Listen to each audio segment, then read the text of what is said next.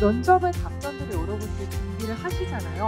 그러면은 내가 준비한 답변만 보지 마시고 질문에 대해서도 정리를 하는 것들이 상당히 중요합니다. 그 키워드라든지 그리고 질문의 의도에 대해서도 단어를 정리를 해보시는 것들이 중요하다라고 얘기를 해드리고 싶어요.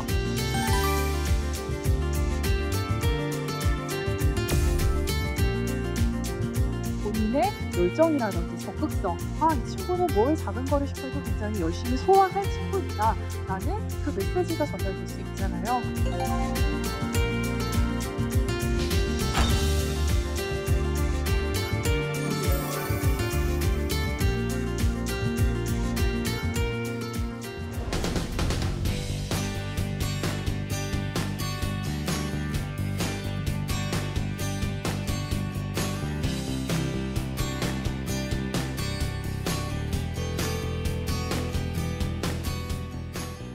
네, 안녕하세요. 네, 만나서 반갑습니다. 올 상반기가 진행이 되면서 이제 채용 시장에서 많이 이제 변동이 있었죠. 그 중에 하나가 이슈가 현대차 그룹의 채용 제도가 공개 채용의 방식에서 수시 채용으로 변화가 됐습니다. 일단은 이 수시 채용의 방식이라는 것 자체가 회사 입장에서는 상당히 긍정적인 부분을 한번 탐색을 해볼 수가 있는데요. 공개 채용의 방식의 경우에는 굉장히 많은 대규모의 인력들을 한꺼번에 이제 선발하다 보니까 사실상 직무 적합성 위주의 채용보다는 회사 중심의 입장에서 회사에서 인재상을 중심으로 일어나는 우리가 사람 중심의 채용이라고 좀 확인을 할 수가 있고요. 그러다 보니까 기존에는 직무 적합성을 위주로 하는 채용이 조금 더 어려워졌다라는 거죠. 근데 이제 수시 채용의 경우에는 긍정적인 부분은 그겁니다. 현직 부서에서 전체적인 전형에서부터 이제 선발 과정을 모두 진행을 하고 개입을 하다 보니까 보다 회사 측면에서는 직무 적합성 위주의 인재 채용이 가능해졌습니다. 그래서 올 상반기에 좀 예측을 해보자면은 보다 조금 더 많은 회사들이 수시 채용에 중심을 두고서 채용을 진행할 것으로 예상을 하고 있습니다. 보면은 이거는 뭐냐면은 우리가 이제 조사를 하나 했다라고 해요.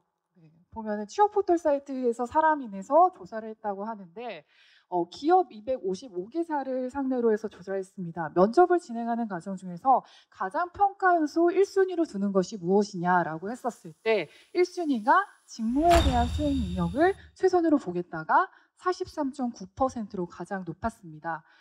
이 직무 수행 능력이라는 거를 우리가 세 가지로 분류를 해본다면은 네가 직무와 관련된 지식, 기술, 그리고 태도적인 부분을 충분히 가지고 있느냐를 조금 더 면밀하게 보겠다라는 거죠. 네, 그래서 여러분들 같은 경우에는 이 직무 수행 능력에 대해서 조금 더 면밀하게 봐야 되는 부분들이 있고요. 실제로 기업의 입장에서도 이 면접관들 역시도 구조화된 면접을 진행을 하기 위해서 외부의 컨설팅 기관에서 교육을 받습니다. 그래서 역량 모델을 한 질문은 어떻게 진행이 되는지, 그리고 또 평가 요소는 구조화적으로 어떻게 진행을 해야 되는지에 대해서 정보를 전달을 받고서 트레이닝을 받고 있습니다. 그렇게 한다면은 우리가 이 역량 면접이라는 게 무엇인지 조금 더 쉽게 얘기를 해본다면은 지원자의 입장에서는 그런 겁니다. 직무 수행 능력, 직무 적합성에 대한 근거 자료를 위해서 과거의 행동을 기반으로 해서 질문이 계속 진행이 되고요. 그리고 거기에 대한 지원자들에게는 사실은 조금 압박적으로 조금 느낄 수도 있는 꼬리에 꼬리를 묻는 질문의 형태로 계속해서 파고드는 질문이라고 생각을 하시면 되는데요. 질문의 어떤 패턴들은 이런 식으로 나눠질 수가 있을 것 같아요. 네. 일단은 추가적인 더 상세한 내용에 대해서 계속 꼬리를 질문을 한다라든지 누가, 언제, 어떻게, 무엇을, 왜 우리가 육가 원칙에 기반으로 해서 질문을 진행된다라고 생각을 하시면 되고요. 또 왜, 어째서라는 이유에 대해서 한번 생각을 해볼 만한 질문들이 이루어지고요. 그리고 계속해서 의문을 다는 식의 패턴이 진행이 됩니다. 그래서 여러분들 같은 경우에는 내가 답변에 대한 구성을 하실 때는 어찌됐건 연속될 수 있는 질문에 대해서도 염두를 하시고서 구성을 하시는 게 필요할 것 같습니다. 그래서 이 역량 면접에 여러분들이 대비를 하기 위해서는 어떤 것들이 중요하냐라고 봤더니 일단은 본인 각각에서 가지고 있는 경험 그리고 행동에 대해서 직무의 적합성을 드러낼 수가 있는 지식 그리고 기술, 태도 이것들과 같은 어떤 연결고리를 여러분들이 잡는 것이 상당히 관건이라고 보시면 되시고요. 그래서 준비 전체적인 과정에 있어서는 가장 먼저 중요시해야 되는 부분들은 직무 탐색이죠. 직무 탐색이라는 게 뭐죠? 네. 이 직무에서 하는 일에 대해서 분명하게 본인이 이해하고 있어야 되고, 그리고 필요한 역량에 대해서도 분명하게 이해를 하고 있어야 되고요. 이게 바로 직무 탐색이 진행이 됐다라고 보시면 되고, 그다음 단계로는 직무 수행 능력, 지식, 기술, 태도적인 이 3단계로 구분을 해 보셔야 됩니다. 그리고 마지막에는 최종적으로는 여러분이 가지고 있는 경험, 행동 이런 것들과 연결고리를 잡으시고요. 그리고 이런 것들이 당연히 구조화되게 정리 작업을 하는 패턴으로 준비를 하시면은 도움이 될 것 같습니다. 음. 조금 더 예시를 좀 얘기를 해 드리자면, 내가 만약에 마케팅 직무에 지원을 하는 지원자라고 하면은 여러 가지 핵심 역량 중에 하나는 이 기획력에 대한 어필이 필요할 겁니다. 그래서 좀 행동에 대해서 생각을 해 본다면은 기존과는 다른 접근으로 인해서 새로운 발상을 시도를 해 보고, 그것들로 인해서 문제를 해결해 나갔던 어떤 행동 패턴, 요런 것들을 얘기를 해 준다면은 그게 바로 하위 역량이 뭐 창의성에 대해서도 어필을 할 수가 있는 내용이 될 테고, 그리고 다양한 뭔가의 이제 리서치 활동이라든지 객관적인 데이터를 활용해서 어떤 성과를 창출해냈던 경험 사례에 대해서 얘기를 해준다면 그거는 분석력에 대한 하위 역량이 좀 될 수가 있을 것 같습니다. 내가 만약에 경영지원팀에 지원을 합니다. 그랬을 때 여러 가지 핵심 역량 중에 또 하나는 고객 지향 능력 될 수가 있겠죠. 네, 그래서 이런 것들에 대해서 정직을 요구를 한다면은 거기에 대한 행동 패턴, 내가 어떤 것들을 얘기를 해줄 수가 있을까요? 본다면은 굉장히 유혹적인 상황에서 정직함을 발휘했던 사례에 대해서 얘기를 해준다면은 그거는 하위 역량이 정직이라는 것에 대해서 설득을 할 수 있는 근거 사례가 되겠죠. 네, 그래서 여러분들이 이러한 작업을 조금 더 소홀히 하지 않고 잘 챙기셔야 되는 부분 중에 하나고요. 이 스타 기법은 사실 이전에 입사지원서 특강을 들으시면서 더 자세하게 들으셨을 것 같아서 간단하게만 얘기를 해드린다면은, 비단 이제 자기소개서에서만 나오는 것들이 이제 스타 기법은 아니고요. 면접 인터뷰 방식에서도 응용을 할 수가 있습니다. 그래서 그 설득하는 작업, 어떤 경험 사례를 조금 더 탄탄하게 구조화 능력을 발휘해서 정리를 한다고 한다면은 가장 먼저 그 경험 사례 중에서 구체적인 상황에 대해서 얘기를 하는 것이 시츄에이션이 되고, 그리고 항상 우리가 드라마를 봐도 위기 상황이 있어야지 재밌는 것처럼 그 당시에 내가 겪었던 굉장히 어려웠던 상황, 그리고 업무에 대해서는 어떻게 진행을 했었는지, 그리고 남들과 다르게 보다 적극적이고 창의적인 방법으로 행동을 취했던 거에 대해서 얘기를 해줄 수가 있을 테고, 그리고 나머지는 결과. 이 결과라는 거는 사실상 굉장히 객관적으로 유추할 수 있는 거면은 가장 좋겠죠. 네, 그래서 요 네 가지 요소를 염두를 해두시고 여러분들이 좀 정리를 하셨으면 좋을 것 같고요. 네, 이 내용들이 조금 많아서 필요하신 분들은 촬영을 하셔도 괜찮으시고요. 그래서 구조화된 역량 면접에서 주요 나오는 질문들에 대해서 제가 한번 정리를 해봤는데, 갈등이 생겼을 때 해결하는 경험에 대해서 말씀해 주십시오. 협상 능력에서 원하는 것들을 얻어내기 위해서 노력했던 과정에 대해서 얘기를 해주세요. 라는 이런 식의 패턴들이 많이 보여지고 있고요. 네, 넘어가겠습니다.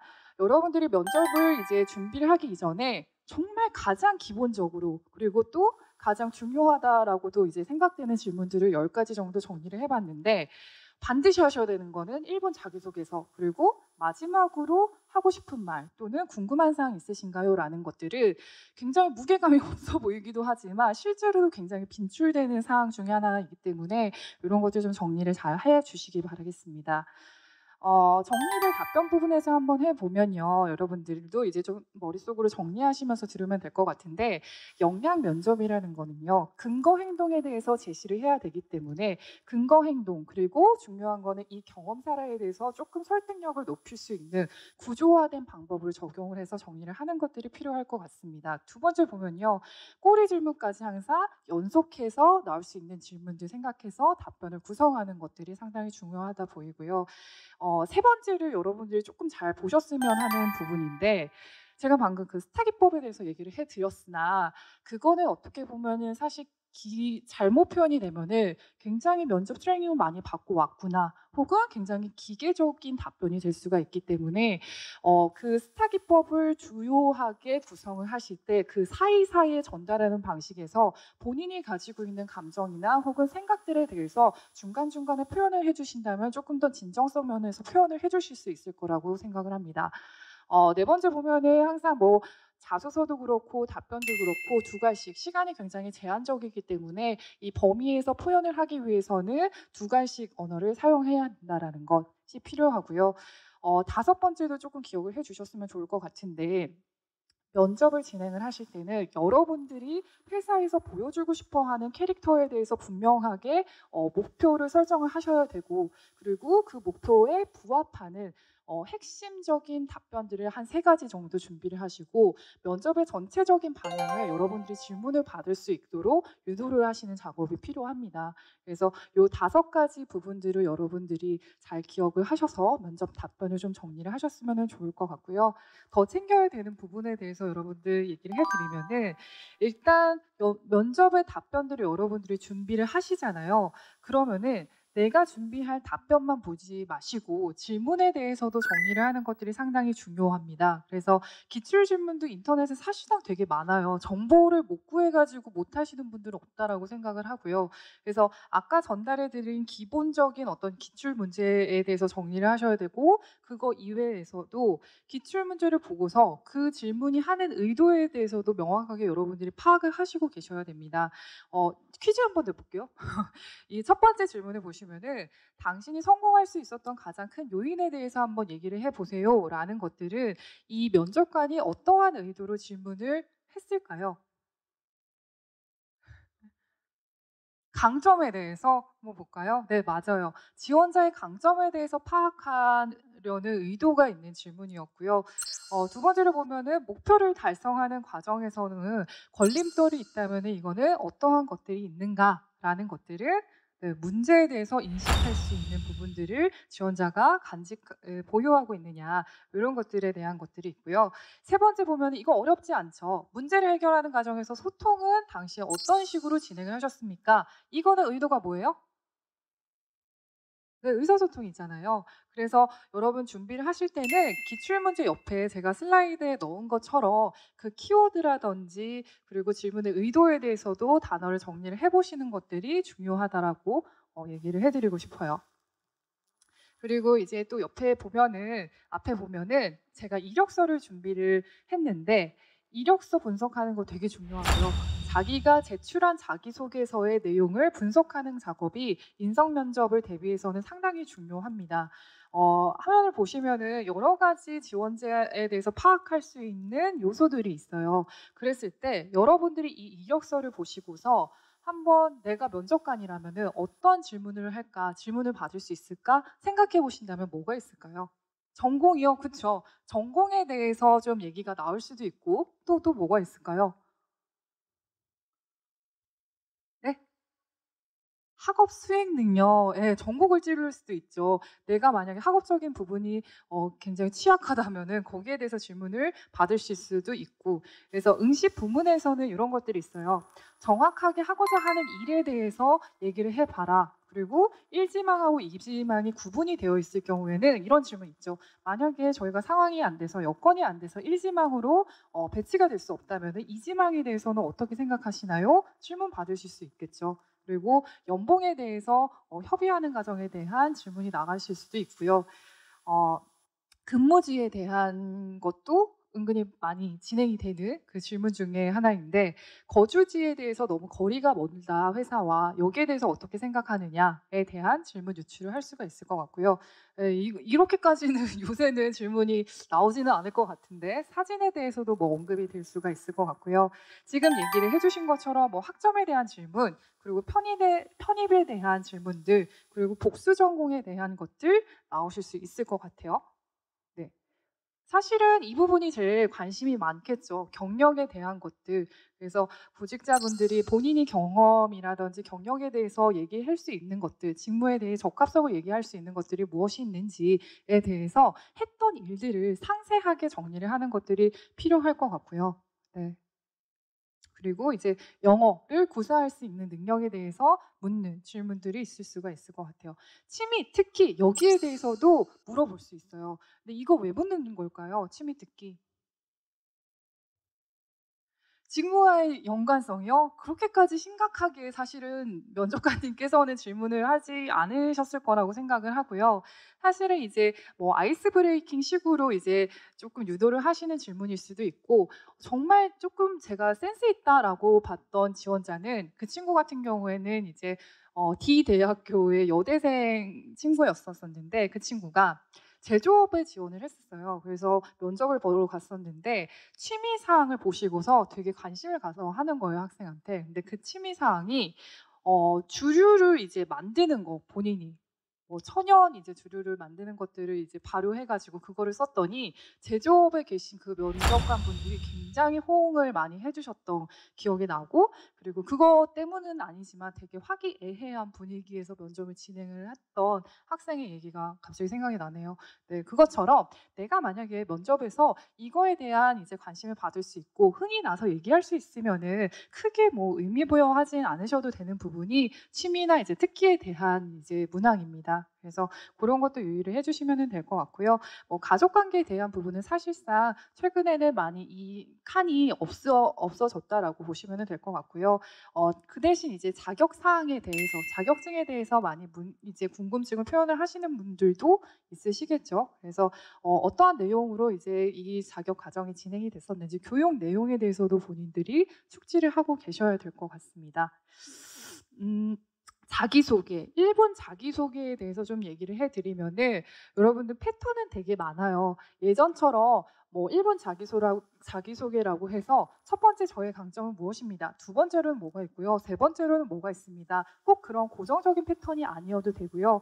쉽게 말해서 본인이 가지고 있는 핵심 키워드들, 나만의 키워드들 있잖아요. 내 강점에 대해서 표현할 수 있는 것들이면은 그게 뭐 은유를 통해서 나오든지 아니면은 본인의 경험 사례를 통해서 나오든지 크게 구애받지 않고 진행하셔도 되고, 그리고 이제 내용적인 부분을 조금 더 얘기를 해드리면은 답변 뭐 자기소개서도 그렇고 답변의 내용들을 도대체 얼마만큼 내가 임팩트 있는 것들을 준비를 해야 되느냐 많이 고민을 하시잖아요.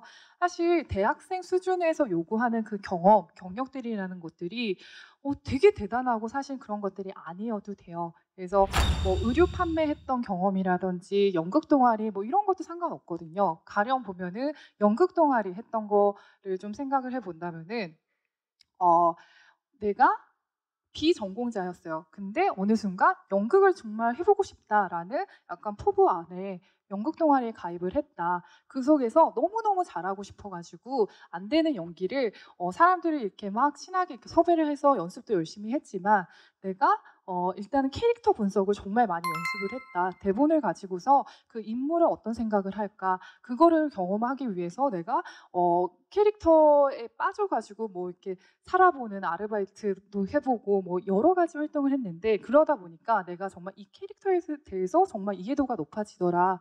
연극 무대에서 누구보다도 작은 역할이기는 했지만 호응을 굉장히 많이 받았던 걸로 기억을 한다라는 것들을 스토리를 해준다면은 거기에 대해서 이제 본인의 열정이라든지 적극성, 이 친구는 뭘 작은 거를 시켜도 굉장히 열심히 소화할 친구이다라는 그 메시지가 전달될 수 있잖아요. 그래서 그러한 내용에 대해서 너무 부담을 갖지 않으셔도 좋을 것 같고요. 그래서 이런 것들에 대해서 내가 조금 더 어필할 수 있는 경험들이 뭐가 있을지에 대해서 고민을 해보셨으면 좋을 것 같습니다. 다음은 이제 면접 이미지 메이킹에 대해서 얘기를 해드릴 텐데 사실상 그렇죠. 면접 전형이라는 것이 사람과 사람이 만나서 지원자에 대해서 평가하는 것, 즉 직무에 적합한 학생인지 지원자인지를 평가하는 거이기 때문에 물론 가장 중요한 거는 면접의 답변을 어떻게 전달을 하고 지금까지 어떤 노력을 해왔는가 그게 가장 중요한 부분이기는 하지만 어쩔 수 없이 그 상대방이 가지고 있는 태도적인 것들, 전달하는 방식, 전달력, 그리고 시선 처리 이런 것들과 합쳐져서 종합적으로 판단을 할 수밖에 없습니다. 그래서 여러분들이 기억을 해야 되는 이 면접의 4가지 요소를 정리를 해드린다면은 가장 먼저 표정이죠. 네. 엄한 표정이 아니라 조금 더 호감적 있게 좀 밝은 느낌을 전달할 수 있는 것들. 어차피 신입사원을 뽑는 거잖아요. 그렇기 때문에 우리 회사에 조금 더 에너지를 줄 수 있고 열정적으로 일할 수 있는 사람들을 찾고 있습니다. 그래서 표정 관리하셔야 되고 두 번째를 봤을 때 전달하는 거. 내가 지금 보여주고 싶어하는 답변에 대해서 조금 더 열정적으로 그리고 전달력 있게 표현하는 과정이 필요하고요. 그리고 태도적인 부분 그리고 용모, 복장적인 부분들 챙겨야 되실 것 같습니다.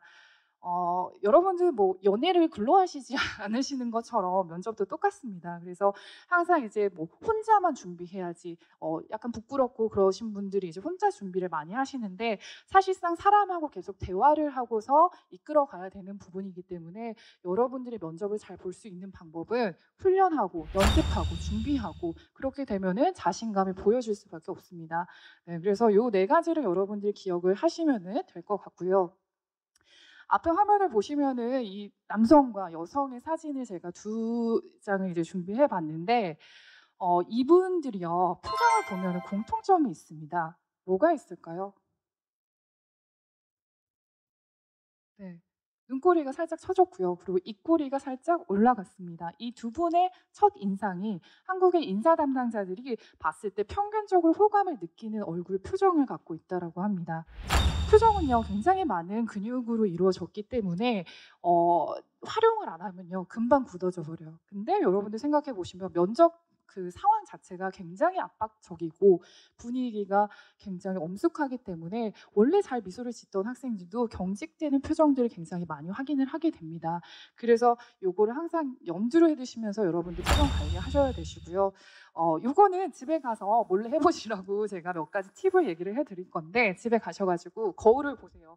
여러분들 연습이라는 거는 거울 앞에서 자신의 모습을 명확하게 봐야 되고 내가 가지고 있는 고쳐야 되는 부분 판단을 하셔야 되시고 제가 어떤 친구까지 봤냐면은 아이 컨택이 너무 안 되는 거예요. 시선 처리가. 그래서 그 친구는 집에 가서 거울 앞에다가 잡지에서 눈 큰 거 2개를 이제 오려 가지고 거울에 붙여 놔 가지고 그거를 계속 보면서 답변하는 친구까지 봤어요. 그래서 그런 뭐 활동까지는 아니어도 본인의 뭐 목소리를 녹음을 해 본다라든지 그리고 다른 사람과 대면적으로 계속 모의 면접을 진행을 한다라든지 하는 효과들이 있어야 되고요. 그리고 요거는요. 그래서 거울을 한번 집에서 이제 밑에 두고서요. 손가락을 한번 눈썹을 가려 보세요. 그리고 이렇게 내가 분명히 이거 올리고 있는데 눈썹이 올리는 것들이 안 보인다 하면은 공부 너무 열심히 하셔 가지고 표정까지 내가 신경 못 쓴 겁니다. 그래서 이제 표정 근육을 계속 풀어주는 연습을 하셔야 되시고요. 네, 그리고 볼운동 같은 경우에는 입 안에 공기를 빵빵하게 넣으시고 오른쪽, 왼쪽, 위, 아래 하고 이렇게 돌려보는 것들. 지금 살짝 해 보셔도 되시고 아에이오 크게 하시는 거 있잖아요. 이런 것도 얼굴 근육을 굉장히 많이 할 수 있는 운동이기 때문에 습관처럼 그냥 하시면 돼요. 여러분들 그 사진 한번 찍어 보셨잖아요. 증명사진 찍었을 때 3초 정도 웃는 거 쉬워요? 저는 안 쉽더라고요. 그래서 그런 것들 한번 생각해 보시면 많이 활용을 해 보시면 좋을 것 같고요. 여러분들이 면접을 진행을 하다 보면은 나도 모르게 습관처럼 나오는 패턴들이 있습니다. 그것들을 봤더니 세 번째로는 몸짓에서 되게 이렇게 산만한 것들이 많이 보인다라는 것들이 있고 두 번째는 말을 표현하는 과정에서 힘이 부족해서 어미 처리가 잘 안 된다라든지 이게 습관적인 부분들이거든요. 그리고 가장 높았던 게 아이 컨택, 시선 처리가 잘 안 된다라는 게 가장 높았습니다. 보면은 팁 정도를 얘기를 해 드리고 싶은데 아이 컨택을 여러분들이 하실 때는 다대다 면접도 있고 1대1 면접도 있잖아요. 다대다 면접에서는 여러 면접관님의 아이 컨택을 다 하셔야 됩니다. 그래서 쉽게 생각하면 면접을 나에게 주는 면접관을 중심으로 해서 아이 컨택을 하시고 그리고 나머지 옆에 있는 지원자들, 면접관분들까지 챙기셔서 골고루 한 7대3 정도의 비율로 계속 이렇게 아이 컨택을 하시는 게 좋고요. 그리고 이제 팁을 조금 더 얘기를 해주면 아이 컨택이 잘 안 됐을 때 눈썹과 눈썹 사이의 미간을 보시면은 눈빛을 받는 사람은 조금 더 부담스럽지 않은 듯한 느낌으로 내 눈을 쳐다보고 있다라는 것들을 느끼기 때문에 그런 방법을 좀 활용을 하셔도 좋을 것 같고요.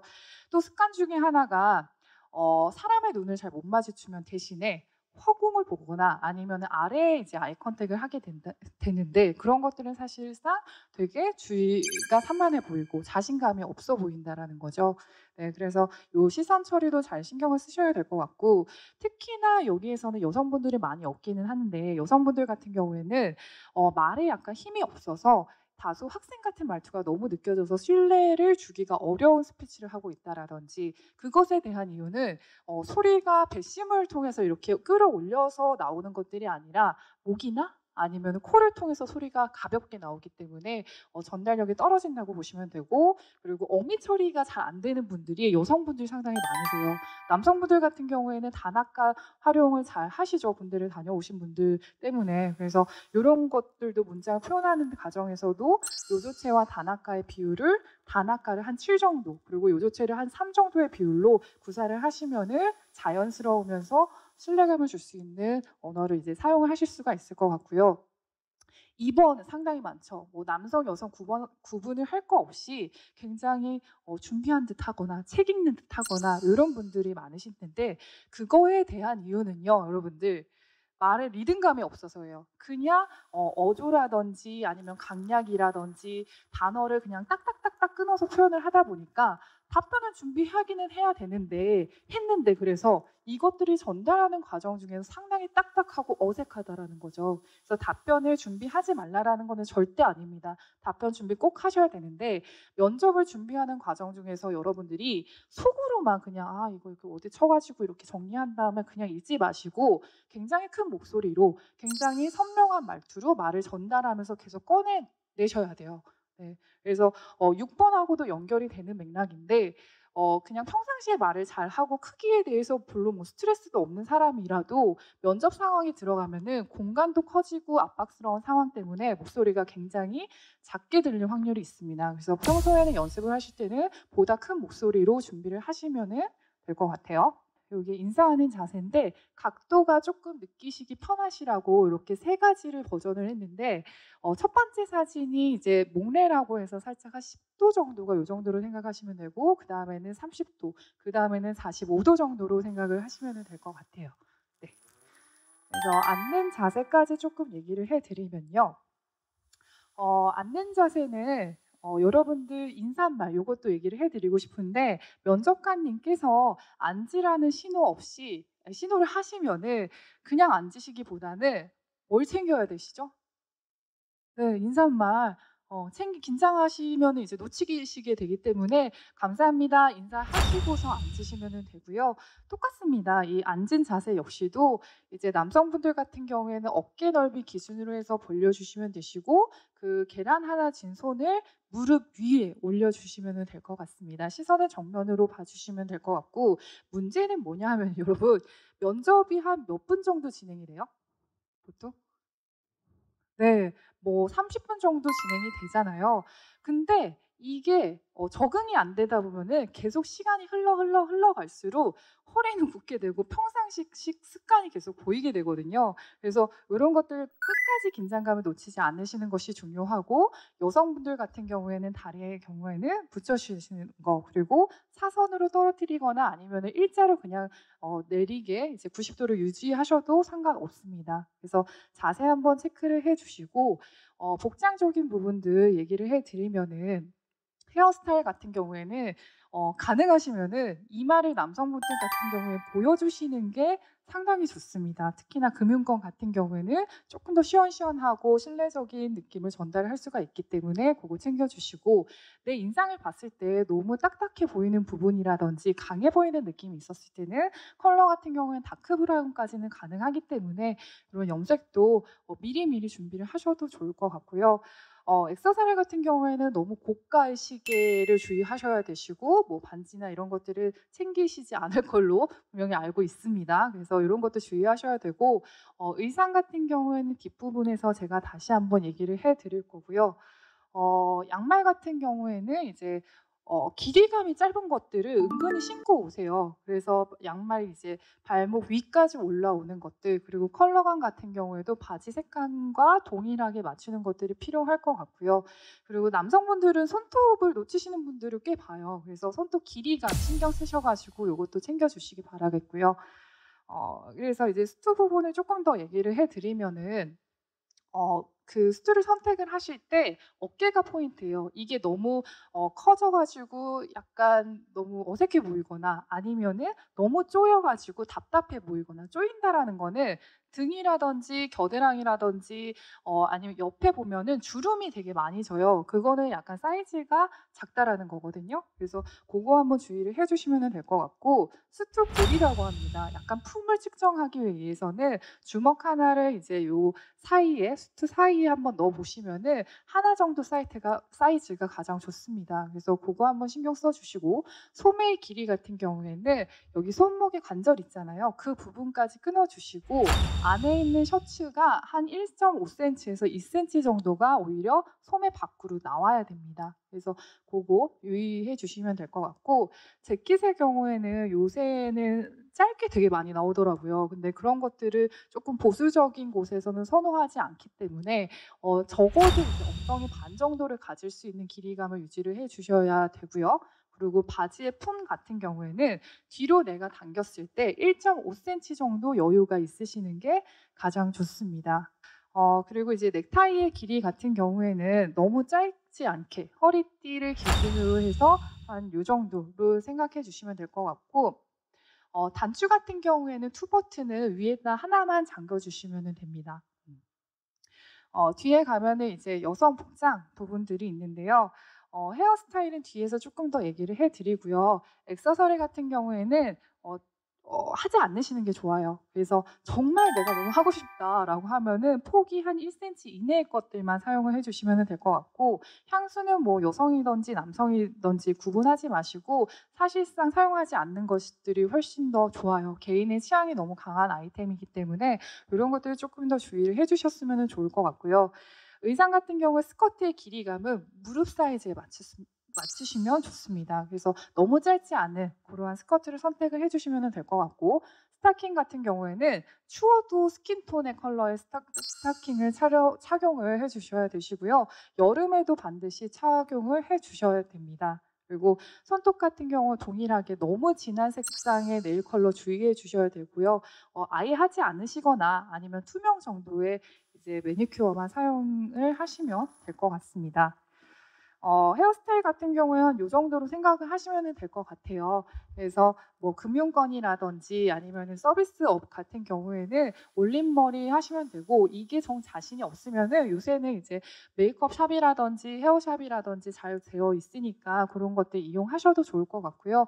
긴 머리의 경우 그 외의 직무에서는 포니테일 스타일로 단정하게 묶고, 중요한 거는 인사할 때 제가 아까 말씀을 드렸던 것처럼 헤어 스프레이를 사용하셔서 머리를 고정시키는 게 포인트라고 할 수 있습니다. 그리고 앞머리 부분, 여러분들 이제 여성분들 같은 경우에 뭐 시스루 뱅이라든지 앞머리를 일자로 자르시는 분들이 있는데, 면접을 앞두고 나서는 웬만하면은 자르시지 않으시는 게 좋으시고요.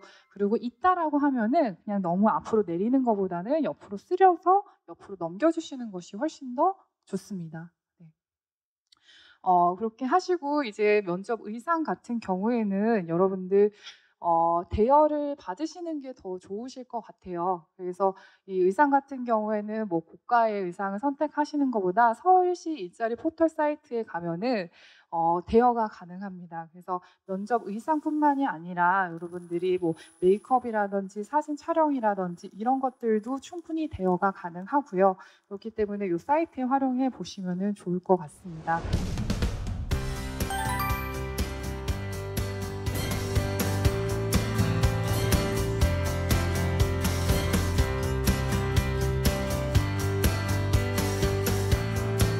여러분들 이제 면접 전형 같은 경우에는 아까 말했듯이 답변적인 부분들 구성을 하시는 것들 좀 챙기셔야 될 것 같고요. 그리고 이제 리즈메이킹 부분에 대해서는 비언어적인 부분도 종합적으로 판단이 되기 때문에 이런 것들까지 잘 챙기시길 바라겠습니다. 취업 시장이 정말 쉽지 않다는 거를 제가 많이 체감을 한다고 했는데 여러분들 같은 경우에서도 조금 더 힘을 내셔가지고 자신을 믿고 나아가시는 것들 그리고 그렇다면 분명히 좋은 결과 있다라고 생각하고요. 다들 건승하시길 바라겠습니다. 네, 고생하셨습니다. 감사합니다.